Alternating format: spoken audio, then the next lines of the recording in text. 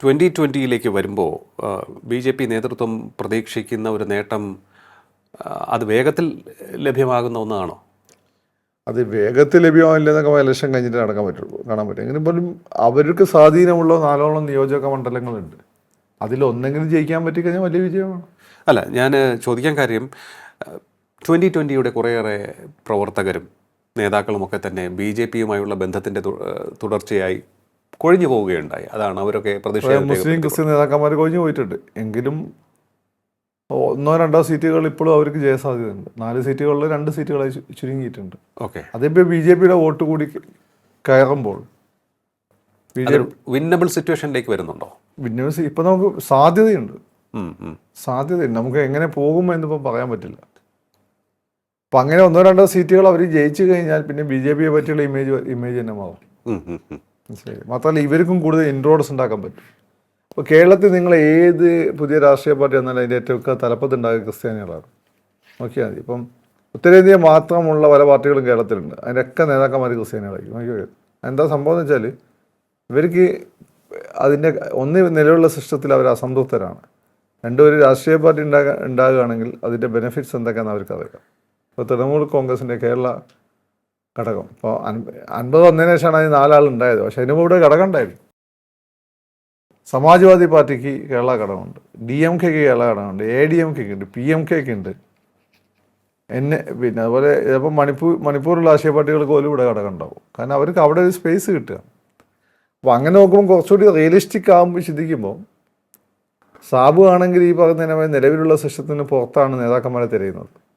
Cinema നടികൾ, കായിക താരങ്ങൾ, പത്രക്കാർ, ഇവരൊക്കെയാണ് സാബുവിൻ്റെ സ്ഥാനാർത്ഥികൾ. വലിയൊരു പത്രക്കാരൻ കഴിഞ്ഞാൽ പെരുമ്പാവൂർ CPMകാരനായ പത്രക്കാരെ പെരുമ്പാവൂരിൽ സാബുവിൻ്റെ സ്ഥാനാർത്ഥിയായിരുന്നു. മനസ്സിലായില്ലേ? അപ്പോൾ അങ്ങനെ നോക്കുമ്പോൾ അവർക്ക് ബെറ്റർ പ്ലേസ്മെൻറ്റ് അവിടെ കിട്ടുകയാണ്. അങ്ങനെ ബെറ്റർ പ്ലേസ്മെൻറ്റ് കിട്ടുമ്പോൾ ഒരു സീറ്റും കൂടി കിട്ടിക്കഴിഞ്ഞാൽ കൂടുതൽ ഒഴുക്കുണ്ടാവും ക്രിസ്ത്യൻ കമ്മ്യൂണിറ്റി. പിന്നെ ഒരു പ്രശ്നമുള്ളത് അവിടെയുള്ള ജാതി പിന്നെ ക്രിസ്ത്യാനികളെ ഈ പറയുന്ന റെപ്രസെൻ്റ് ചെയ്ത സഭകളാണ്, പല സഭകൾ. ഈ സഭകൾക്കെല്ലാം ഒരു പൊതുവായിട്ടുള്ള സംഘടന കേരള കോൺഗ്രസ് ആയിരുന്നു. കേരള കോൺഗ്രസ് അതിൻ്റെ ചരിത്രപരമായ ദൗത്യം നിർവഹിച്ച് ഇപ്പോൾ ഏതാണ്ട് അതിൻ്റെ കാലയവനികൾക്കുള്ളിലേക്ക് പതുക്കെ മറഞ്ഞുകൊണ്ടിരിക്കുകയാണ്. അപ്പോൾ ക്രിസ്ത്യാനിറ്റിയെ സംബന്ധിച്ചിടത്തോളം അവർ സംസാരിക്കാൻ ഇപ്പോൾ അവർ ഇന്ന് നേരെ സഭകളിലെ പിണറായി വിജയനും മോഡിയൊക്കെ സംസാരിക്കുന്നതാണ്. പക്ഷേ അവർക്ക് എഫിഷ്യൻ്റായിട്ട് അവർക്ക് വിശ്വസിക്കാൻ കൊള്ളാവുന്ന ഒരു മീഡിയേറ്റർ ഉണ്ടെങ്കിൽ അതാണ് നല്ലത്.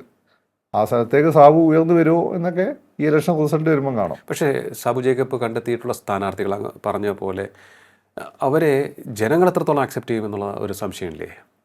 ജനം പലരും കണ്ടെത്തിയ സ്ഥാനാർത്ഥികളെ ജനം എത്രത്തോളം ആക്സെപ്റ്റ് ചെയ്യുമെന്നുള്ള ചോദ്യമുണ്ട്. പിന്നെ സാബുവിൻ്റെ കാര്യത്തിൽ പറ്റി കഴിഞ്ഞാൽ 2 സിനിമാ നടികളെ അദ്ദേഹം കണ്ടെത്തുകയും അതെറ്റൊന്നുമല്ല, സിനിമാ നടിയൊക്കെ പലപ്പോഴും രാഷ്ട്രീയമൊക്കെ ഉണ്ടാവും. അവർക്ക് പക്ഷേ അവിടെ വോട്ടില്ലാതെ പോയത് ഒരു തമാശയ്ക്ക് കാരണമായിട്ടുണ്ട്. അങ്ങനെ അവരത് ശ്രദ്ധിച്ചിട്ടുണ്ടായില്ല. ഒരു വൺസ് വോട്ടപ്പട്ടിക പേരുണ്ടെങ്കിൽ കാലാകാലം പേരുണ്ടാവുമെന്നായിരിക്കും വിചാരിച്ചിട്ടുണ്ടാവും. ഓക്കെ, ഇവർ ഏതായാലും ഒരു ദിവസം കൊണ്ട് കണ്ടെത്തിയായിരിക്കില്ല. ഇവർ സാബു കയറ്റി യോജിച്ച് പോകുന്നവരായിരിക്കും. അതുകൊണ്ട് തന്നെ എതിർ രാഷ്ട്രീയ പാർട്ടികൾ മുൻകൂട്ടി തന്നെ കണ്ടിട്ട് അവരുടെ പേര് വെട്ടിയിട്ടുണ്ടാവും. ഇത് സംഭവിച്ചു. സുരേഷ് ഗോപി ഒരു ദിവസം വോട്ട് ചെയ്യാൻ പോയ സമയത്ത് അയാളുടെ കുടുംബത്തിൽ വേറൊരാൾക്ക് വോട്ടില്ലായിരുന്നു. എന്നിട്ട് ഈ ബാലറ്റ് മേടിച്ചിട്ട് വോട്ട് ചെയ്യാതെ തിരിച്ചു പോകും. അങ്ങനെ പേഴ്സണലി എണ്ണം ഉണ്ടാക്കിയിരുന്നു. എന്നിട്ട് പിന്നെ ഇലക്ഷൻ പ്രൊസീജിയറിൽ തന്നെ വലിയ മാറ്റങ്ങളൊക്കെ വരുത്തി. അങ്ങനെ ഒരു സിറ്റുവേഷൻ വന്നാൽ എന്ത് ചെയ്യണമെന്ന് അന്ന് എവിടെയും പറയുന്നില്ല. സുരേഷ് ഗോപി കാരണം അങ്ങനെ അതിപ്പം പറയുന്നില്ല. ഒരാൾ ബാലറ്റ് മേടിച്ചു, അയാൾ ബാലറ്റ് ഓണായി, അയാൾ വോട്ട് ചെയ്യുന്നില്ല, എന്ത് ചെയ്യും എന്നിപ്പം പഠിപ്പിക്കുന്നുണ്ട്. അപ്പം അതങ്ങനെ വെട്ടിയതാവാനാണ് സാധ്യത. പക്ഷെ അതൊരു തമാശ ഉണ്ടായി. ഇത്രയും സീരിയസ്നെസ് ഇവർക്കുള്ളൂ എന്നുള്ളൊരു ഫീൽ. ഈ സിനിമാ നടികൾ എന്നാൽ ജയിക്കില്ല എന്നൊന്നും ഞാൻ പറയില്ല. ഇവിടെ തന്നെ ഇന്നസെൻ്റ് ജയിച്ചു എന്ത് പൊളിറ്റിക്സ് വന്നിട്ട് ഒന്നുമല്ലല്ലോ. ഇന്നസെൻ്റ് താരത്തിന് കിട്ടുന്ന ഒരു 5-10% വോട്ട് പ്ലസ് LDFൻ്റെ വോട്ടും കൂടിയിട്ടാണ് ഇന്നസെൻ്റ് ജയിക്കുന്നത്. അതുപോലെ ഈ സിനിമാ നടികളും ചിലപ്പോൾ ജയിച്ചെന്നൊക്കെ വരും. അതില്ലാന്ന് ഞാൻ പറയുന്നില്ല. പക്ഷേ കാരണം എന്താ? പക്ഷേ അതേസമയം തന്നെ അവർക്ക് വോട്ട് അവിടെ ഉണ്ടാകണമെന്ന് അവർ ഉറപ്പുവരുത്തുന്നുണ്ടായിരുന്നു.